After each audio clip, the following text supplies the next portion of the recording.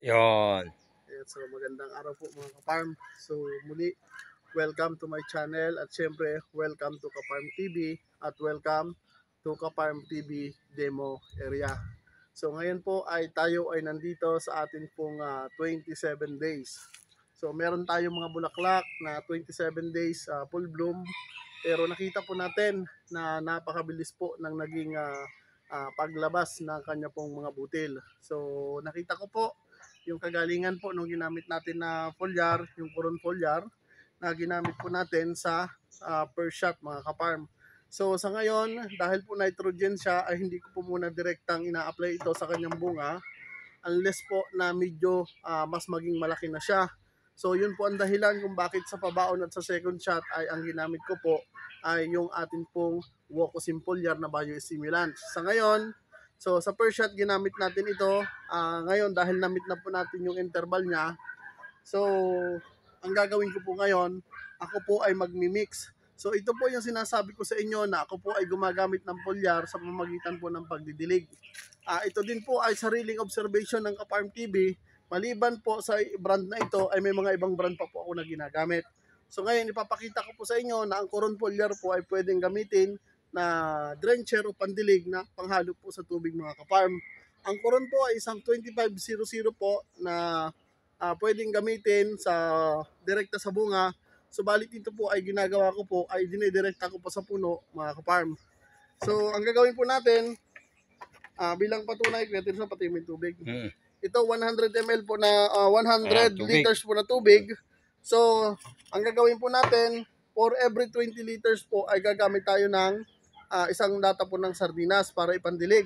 So, dahil ito po ay 100 liters na tubig, gagamit po tayo ng 5 lata ng sardinas, mga ka-farm. So, ayan. Kita nyo po Isa, dalawa, tatlo, apat, lima. So siya po ay 150 ml ang isang puno sa lata ng sardinas. Nasukat ko na po ito. Ngayon, for every 16 liters po, to 20 liters, nilalagyan ko po ng isang lata ng sardinas. Pero dahil po sa napansin ko na parang sobra po sa 100 liters yung ating tubig, so gagawin na po nating 6 mga ka-farm. Yan.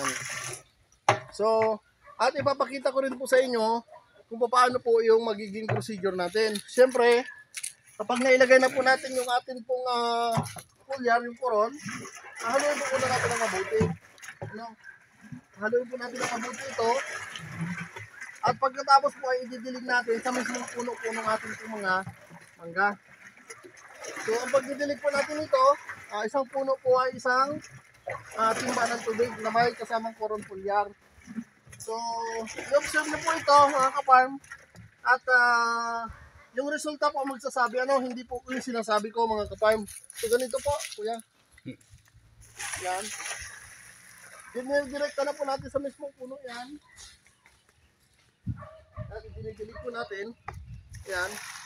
So, yan naman po ay sisip-sipin po ng ugat. Sa bawat puno po ay isang timba ng tubig ang ating po dinidilig. Yan. Tandaan nyo po yung mga puno po na pinagdiligan namin ni Peter. So, ako na po mismo ang nagdilig nito. At dito po yung isa.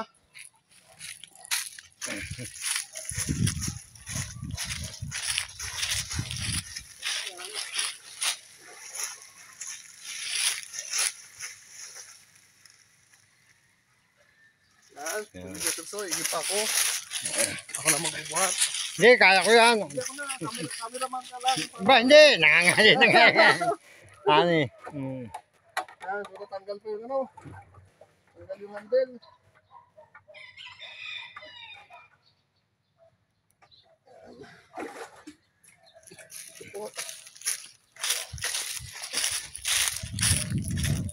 Para po makita ninyo na totoo po yung aking ginagawa at yung tinuturo sa inyo. Direkta na po ito sa puno Hindi na po kailangan ilayo.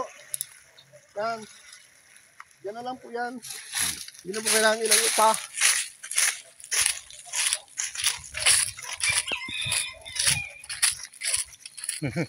Ayan na.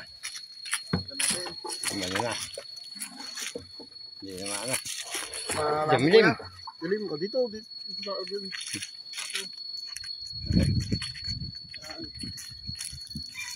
Hindi. Mahanap yung tempong maganda. Yan, ganito lang po direkto na po yung Ayun. kapuno, mga ka-farm. Parang katulad din lang po na nagpapaklo ang paggawa. Nal. Lagyan ko pa doon.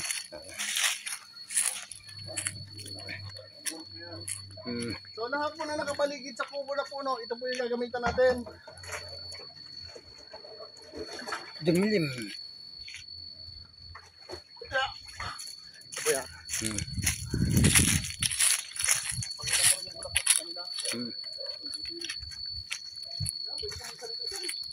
Hindi.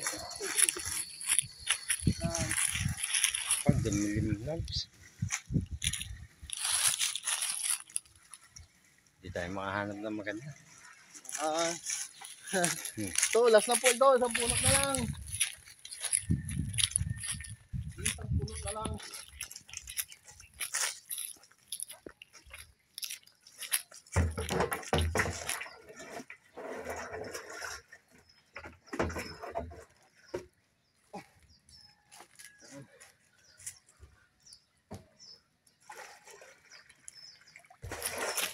Ano tayo maliwan? Tayo. Tura.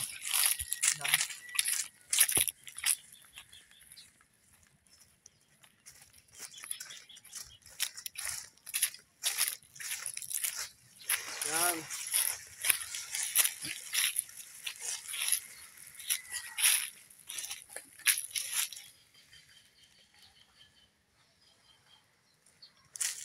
Yan. So, tandaan nyo po tandaan nyo po yan, ilang puno yan, 1, 2, 3, 4, 5, 6.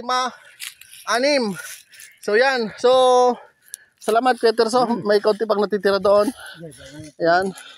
So bali po 6 na puno yung atin pong nadiligan mga ka-farm, at yan po ay i-update namin kayo sa magiging resulta mga ka-farm. So 1, 2, 3, 4, 5, 6 na puno, at yun Kuya Terso yung natitira. Sere mo na, pwede mong ilagay yan sa kahit aling puno. Yan, dyan na lang yan, sa mismong puno na yan. So, yan po, recap lang. Tayo po ay gumamit ng kuron po na pulyar, liquid pulyar. Yan, isang lata po ng sardina sa bawat timba. So, tayo po ay nakagamit ng 6 na timba. So, equivalent to 6 na lata din ng sardinas ang atin pong ginamit ng kuron pulyar. Witness natin si Kuya Terso dito sa amin pong inalagaan na farm, ka-farm. So muli, happy farming. God bless po. I love you all.